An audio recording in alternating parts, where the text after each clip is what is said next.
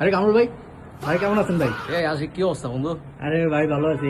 ভালো তো ভাই ছিলাম, কিন্তু কালকে যে বাংলাদেশ আর নিউজিল্যান্ডের প্রথম যে ওয়ানডে ম্যাচটা, এই ম্যাচটা দেখার পরে ভাই আমি একদম ডিসঅ্যাপয়েন্টেড ভাই। নিজের দেশের মাটিতে এবং মিরপুরে তামিম ইকবাল বিসিবির প্রেসিডেন্ট হওয়ার পরে এই প্রথম একটা ম্যাচে বাংলাদেশের এরকম একটা লজ্জাজনক হার। আপনি এই সম্পর্কে ভাই কোন কোন পয়েন্টগুলো আসলে একটু যদি ফাইন্ড আউট করে বলতেন, আপনার অ্যানালাইসিস কি বলে ভাই? আমাদের হারার পেছনে কারণ বলতে গেলে বাংলাদেশের এখানে টিম সিলেকশনটা দেখতে হবে প্রথমে।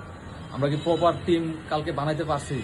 কারণ আমি যদি দেখি প্রথমে আমাদের ব্যাটিংয়ে আফিফ হোসেন, ধ্রুব, মেহেদী হোসেন, এই তিনজনকে আমরা কখনো ট্রাস্ট করতে পারি না। মেহেদী মিরাজ, আফিফ হচ্ছেন, তারা হচ্ছে যে জিম্বাবু, আফগানিস্তান, ওয়েস্ট ইন্ডিজ এই ক্যাটাগরির টিমের প্লেয়ার। আপনি যদি আফিফ হোসেন, ধ্রুব, মেহেদী মিরাজকে অস্ট্রেলিয়া, নিউজিল্যান্ড, সাউথ আফ্রিকার মতো টিমের সাথে দেন, তারা কিন্তু নার্ভাস হয়ে যাবে, তারা প্রপার খেলতে পারবে না। Same goes for Shamim Patwari, ও কিন্তু ওই আফগানিস্তান, শ্রীলঙ্কা এসব টিমের প্লেয়ার। এখন আপনাকে বুঝতে হবে কারে কোথায় খেলাতে হবে। এখন সৌম্য সরকার কিন্তু নিউজিল্যান্ড, অস্ট্রেলিয়া, ইংল্যান্ড এসব টিমের সাথে সে জ্বলে ওঠে। সাউথ আপনি তো তাকে যদি আপনি খেলান শ্রীলঙ্কার সাথে, তারপরে দুর্বল টিমগুলোর সাথে, জিম্বাবুর সাথে, ও কিন্তু ওইভাবে জ্বলে উঠতে পারবে না। আপনার টিম সিলেকশনটা ঠিক করতে হবে। মেইন সমস্যাটা কি, আপনি কি টপ অর্ডারে দেখতেছেন নাকি টেল এন্ডারে দেখতেছেন? কারণ আমরা দেখি যে টপ অর্ডারে আপনি যদি একজন অভিজ্ঞ ব্যাটসম্যানকেও দেন, যেমন কালকে আমরা দেখলাম নাজমুল হোসেন শান্ত, এত বছরের এক্সপিরিয়েন্স, তিনি সাবেক অধিনায়কও ছিলেন, কিন্তু দায়িত্বশীলতা ওভাবে যে দায়িত্ব নিয়ে ব্যাটিং করে দলকে একটা বিপদ থেকে তিনি বের করবেন। মাত্র একটা উইকেট পড়ছে, একটা র্যাশ শট খেলে উনিও আউট হয়ে গেলেন। এটাকে আপনি কিভাবে দেখছেন ভাই? শান্তর ক্ষেত্রে আসলে শান্তর উইকনেসটা আমি প্রথমে সবার সামনে আজকে তুলে ধরতে চাই।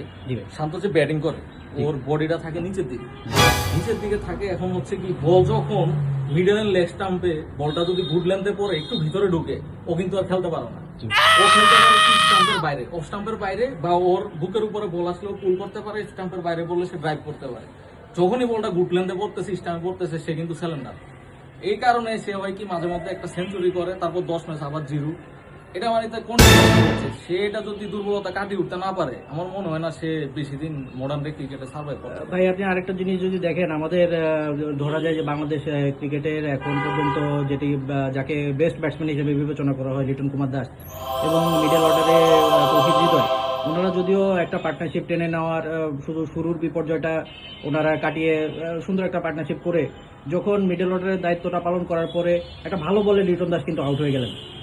তখন তৌহিদ হৃদয়ের সঙ্গে যে সাপোর্টটা আমরা চেয়েছিলাম এই টেল এন্ডারদের থেকে, তা কিন্তু আমরা পাইনি। এখানে পরপর এই আফিফ হোসেন, ধ্রুব, ওনার যে স্ট্রাইক রেট দেখলাম, উনি কিন্তু তৌহিদ হৃদয়কে কন্টিনিউয়াসলি প্রেসারে ফেলে দিলেন। এতে আপনি যদি 46 বলে 21 রান 27 রান এরকম একটা ইনিংস খেলেন, এটা কিন্তু আরেকজন ব্যাটসম্যানের, সেট ব্যাটসম্যানের জন্য খুব প্রেসার হয়ে যায়। তাছাড়া পরবর্তীতে যারা ফলো আপ করছেন, যেমন মেহেদী মিরাজ এবং রিশাদ হোসেন, তারাও কিন্তু দেখলাম যে একটা 4 বা একটা কোনো বাউন্ডারি ওরা নিজের মাঠে এই ধরনের স্ট্রাগলের কারণ কি? এত লিটন দাসে আসলে ক্লাসিক্যালি, টেকনিক্যালি বাংলাদেশের বেস্ট ব্যাটসম্যান, কোনো সন্দেহ নাই। লিটন একটা জায়গায় ল্যাকিংস হলো, সে খেলাটা শেষ করে আসতে পারতেছে না। সে he gets a good start, 30-40 run প্রতি ম্যাচে প্রায় করতেছে, 25-30 রান করে, কিন্তু এটাকে বড় করা, যে আমার মেন্টালিটি থাকতো আমি 200 করবো, 250 ভাই আমি একটা কথা অ্যাড করতে চাই, লিটন দাসের লাস্ট যে সেঞ্চুরি এসেছিল ওটা কিন্তু 2021 সালে আফগানিস্তানের এগেইনস্টে। এরপরে প্রায় 4টা বছর পার হয়ে গেল, কিন্তু এখন পর্যন্ত কিন্তু তুমি বড় কোনো ইনিংসে কিন্তু দেখা পেলেন না। এটা আপনি কিভাবে দেখেন? লিটনের এই যে মাইন্ডসেটটা, ওর ইনিংস বড় করতে হবে, ও উইকেটে থাকলে রান আসবেই। ওর এটা জানতে হবে যে আমি সব ধরনের শট পারি, অল শটস ইন মাই বুক, আমাকে ক্রিজে থাকতে হবে, আমি ক্রিজে থাকলে রান আসবে। যেমন এই বিশ্বাসটা আমরা আফিফ হোসেন, মেহেদী মিরাজ, রিশাদ হোসেন, মানে সহজ বাংলায় বলতে গেলে আন্ধা প্লেয়ার আমাদের বাংলাদেশ, বল না দেখে আমরা একটা বোলিং অলরাউন্ডার হিসেবে আমরা মনে করি যে ওর বলের টার্ন হিসাবে আমি আমাদের আশিক সাপ্তাহের কাছে জানতে চাই, রিশাদ হোসেনের বলের টার্ন এবং মেহেদী মিরাজ স্পিনার, তাদের বলে কিন্তু টার্ন আসতেছে না, মানে ওইরকম টার্ন নেই, তারা কিন্তু ফিঙ্গার স্পিনার। এখন ওদেরকে কি আমরা প্রপার স্পিনার হিসেবে খেলাইতে পারি? না, রিশাদ হোসেন তো অবশ্যই নিজেকে প্রমাণ করেছেন, ওর থেকে আমরা আসলে ওভাবে টার্ন আশা করি না। কিন্তু রিশাদ হোসেন থেকে যে জিনিসটা আমরা ইম্প্যাক্টফুল একটা লাইন অ্যান্ড লেংথ, যেটা ধরে মানে ব্যাটসম্যানকে প্রেসারে পালাবেন, কিছু ডট বল খেলাবেন, এর মধ্যে ওনার থেকে আরেকটা জিনিস কি, একজন লেগ স্পিনারের কিন্তু একটা প্রধান অস্ত্র হচ্ছে কামরুল ভাই। আপনি যদি দেখেন বিশ্বের সব লেগ স্পিনাররা গুগলিটাকে কিন্তু খুব ইউজ করেন, কিন্তু ওনার ক্ষেত্রে আমি যদি দেখি বর্তমান বোলিংয়ে 4টা গুগলি কিন্তু আমরা ওনার থেকে দেখি না। একই ধরনের লেগ স্পিন খুবই প্রেডিক্টেবল হয়ে যায় এক সময়, কিন্তু লাইন এন্ড লেংথের কারণে হয়তো লেগ স্পিনার থাকলে একটা উইকেট আপনি এটা পাবেনি।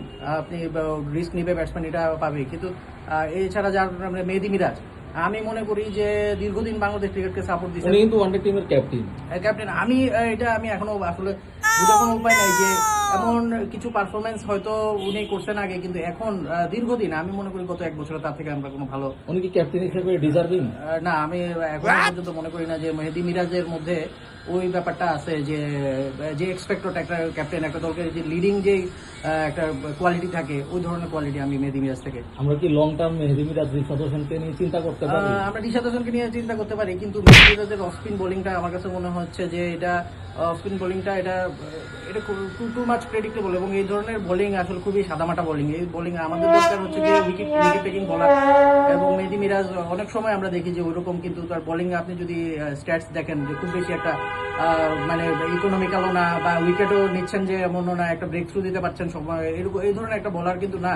তো সেই ক্ষেত্রে ওনার কোনো ভ্যারিয়েশন তেমন নাই, শুধু অফ স্পিন নিয়ে করে যাচ্ছেন না। আমরা কিছু লেজেন্ডারি অফ স্পিনার যদি আমরা দেখি, দুসরা বা কিছু ক্যারম বল, আশ্বিনকে দেখেন আপনি, ওনার যে সাকলিন মুস্তাফকে দেখেন, ওনারা কিন্তু শুধু অফ স্পিন করেছেন যেন ওরকম না, যতদিন গেছে তারা কিন্তু নিজেদেরকে অ্যাডাপ্ট করে নিয়েছেন এবং বিভিন্ন ধরনের ভ্যারিয়েশন রপ্ত করেছেন। কিন্তু মেহেদী মিরাজ কিন্তু আপনি এটা ছাড়া আপনি কিন্তু লং টাইম আপনি সার্ভিস দিয়ে যাচ্ছেন, কিন্তু আপনার নিজে থেকে কিন্তু এটা আপনাকে বিভিন্ন উইদিন দ্য আপনার ক্যারিয়ার আপনার কিন্তু এটা রপ্ত করতেই হবে।